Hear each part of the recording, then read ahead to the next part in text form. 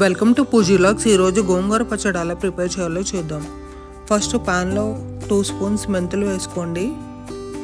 10 red chillies వేసుకుని బాగా fry చేసుకోవాలి మీడియం ఫ్లేమ్లో పెట్టుకుని. ఇప్పుడు చల్లారిన తర్వాత మిక్సీ గిన్నెలోకి ట్రాన్స్ఫర్ చేసుకోండి.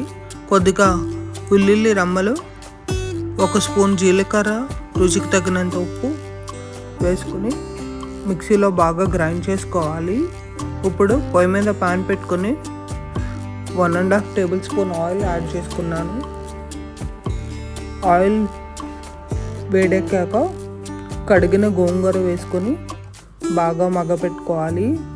గోంగూరలో వాటర్ వస్తాయి కాబట్టి వాటర్ యాడ్ చేసుకోకుండా ఈ గోంగూరను మగ్గపెట్టుకోండి. ఈ గోంగూర పచ్చడి నిల్వ ఉండాలంటే గోంగూర ఆయిల్లో బాగా మగ్గపెట్టుకోండి. వాటర్ అయితే యాడ్ చేసుకోవాల్సిన అవసరం లేదు. ఇది బాగా ఉడికించుకోండి. పొయ్యి మీడియం ఫ్లేమ్లో పెట్టి మధ్యలో తిప్పుకుంటూ ఉండండి.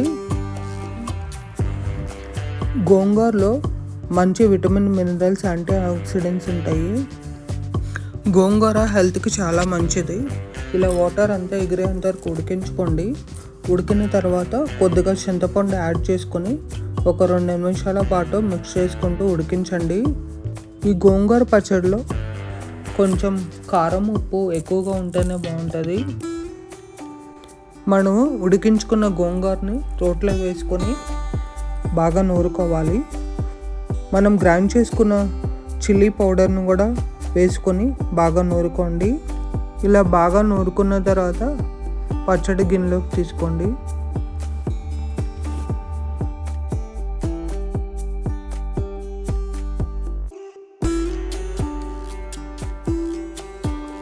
మనకి కావాలంటే ఈ పచ్చడిని పోపు పెట్టుకోవచ్చు. మంచిగా ఆయిల్, ఆవాలు, జీలకర్ర, ఎండుమిర్చి, వెల్లుల్లిపాయ వేసి. నేనైతే పోపు పెట్టుకోలేదు. రుచికరమైన గోంగూర పచ్చడి రెడీ. మీకు కనుక ఈ వీడియో నచ్చినట్లయితే do like, share, subscribe to our channel for more videos.